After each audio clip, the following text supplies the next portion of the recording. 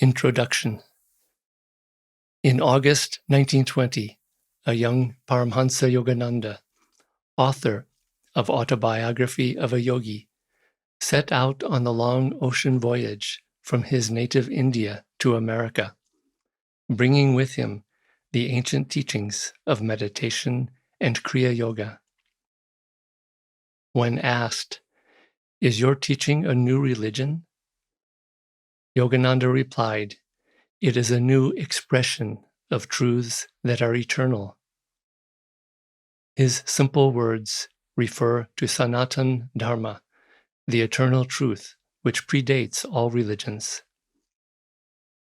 Yogananda declared, "You are on the eve of a great spiritual awakening, a great change in the churches, where true souls will be drawn to seek the experience of God's presence."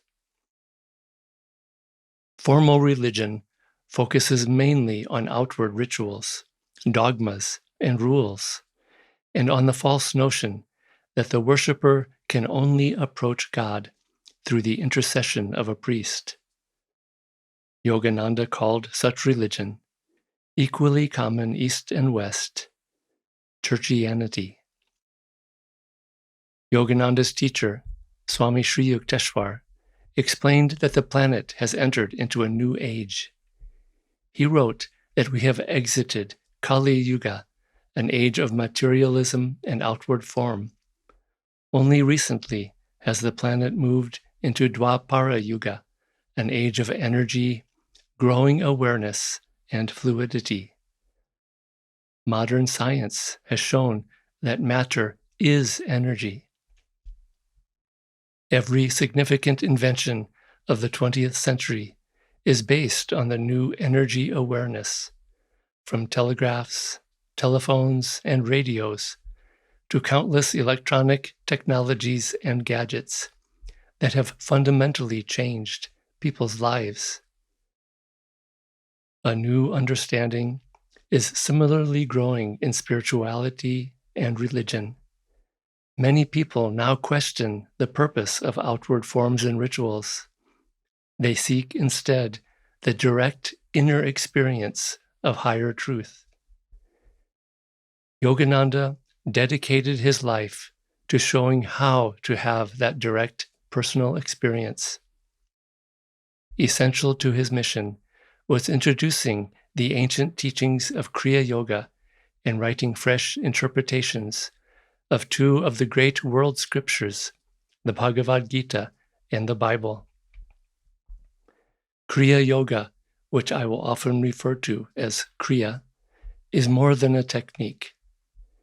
Yogananda gave the technique of Kriya to his students as part of a comprehensive way of life, designed to help them individually realize their soul natures and to bring that realization into their daily lives. Millions would learn about Kriya Yoga from Yogananda's Autobiography of a Yogi, published in 1946. I was surprised to read that Kriya, or a similar technique, was taught by Krishna to his disciple Arjuna, by Christ and his disciples, by the Indian sage Patanjali, and by many other enlightened teachers over the centuries. The Science of Kriya Yoga, a central chapter in his autobiography, bridges the divide between science and religion. The yoga science is based upon universal inner realities. Two simple examples. Someone sitting upright with a straight spine will feel more energy than someone sitting slumped over. Someone whose eyes are gazing upward will feel more uplifted than someone looking down. These responses come regardless of our religious beliefs. Meditation is also an art. The highest expression of any art, such as painting or music, is much more than demonstration of technique. Great artists work with feeling and intuition. Perfect technique alone never makes an artist's work great. Nor can spiritual techniques alone, including Kriya Yoga, make someone a saint, one who has realized God. In Autobiography of a Yogi, Yogananda recalls his boyhood meeting with a great yogi saint, Bhaduri Mahashaya, who said to him, "You go often into the silence, but have you developed anubhav, actual perception of God?" He was reminding me to love God more than meditation. Do not mistake the technique for the goal.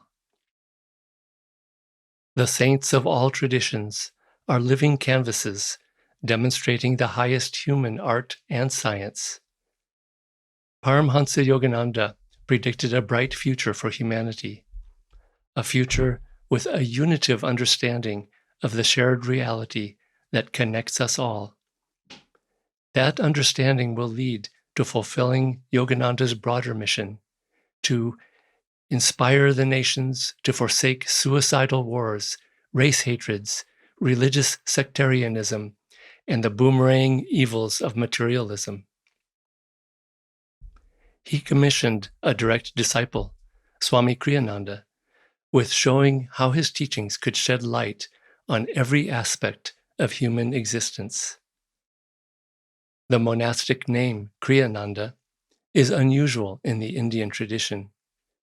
Kriya means action, and Ananda means divine bliss.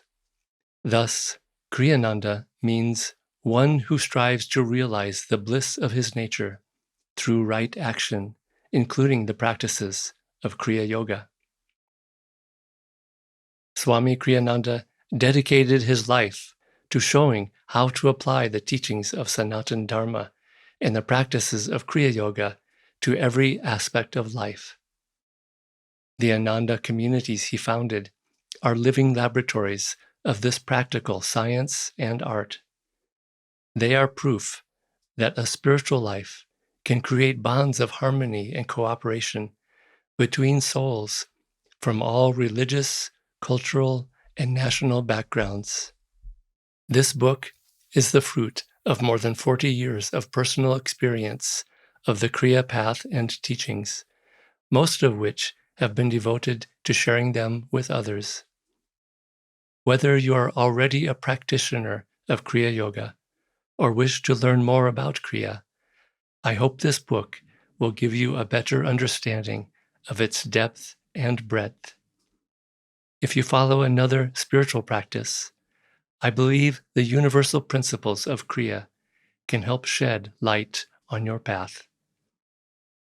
Nayaswami Devarshi. Humanity during Dwapara Yuga will cease to depend on crystallized political and institutional systems and will seek more fluid definitions of its ideals.